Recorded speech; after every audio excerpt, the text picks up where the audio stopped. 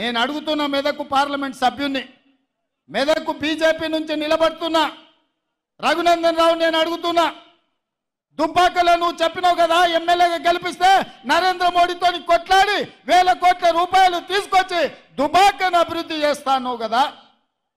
మేమందరం దుబ్బాకకు బస్సులు వేసుకొని వస్తాం. నువ్వు తెచ్చిన నిధులేందో, నరేంద్ర మోడీ ఇచ్చిన పరిశ్రమలేందో దుబ్బాకలో నాకు చూపించమని నేను అడుగుతున్నా.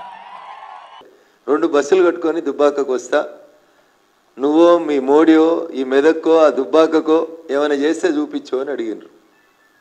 నేను 2 రోజుల నుంచి ఎదురు చూస్తున్నా, మీ బస్సు మా దుబ్బాక వస్తుందా మెదక్ వస్తుందా అని. 2 రోజుల నుంచి మీరు రాలేదు, మీ బస్సు రాలేదు దుబ్బాకకి. అందుకని నేనే మీ పట్టణంకి వచ్చిన రేవంత్ రెడ్డి గారు.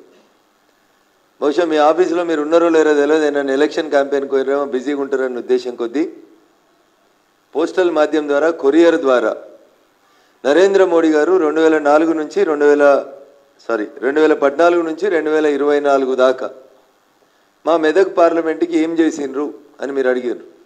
1 రూపాయి ఇచ్చిండా అని అడిగారు, 1 రోడ్డు వేసిండా అని అడిగారు.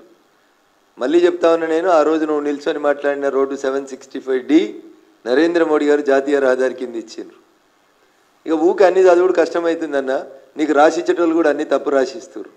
అందుకని మంచిగా నేనే ఒక పుస్తకం తయారు చేసుకొని వచ్చినా అన్న, నువ్వు ఖాళీగా ఉన్నప్పుడు చదువుకో, నీకు చదువుకున్నంత కోపిక లేకపోతే నీ వంది మాగదులకు ఇచ్చి చదువుకో.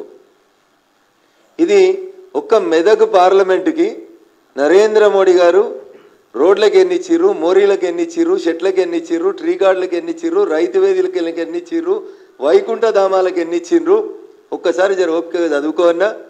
మంచి తెలుగులోనే పంపిస్తున్నామన్నా, వేరే భాష అయితే మళ్ళీ కష్టమవుతుందేమో, ఇబ్బంది పడతారేమో అని పూర్తి తెలుగులో రాసి పంపిస్తా ఉన్నామన్నా. అక్కడక్కడ ఇంగ్లీష్ అబ్రివేషన్స్ ఉంటే దానికి తెలుగు అర్థాలు కూడా రాసినామన్నా.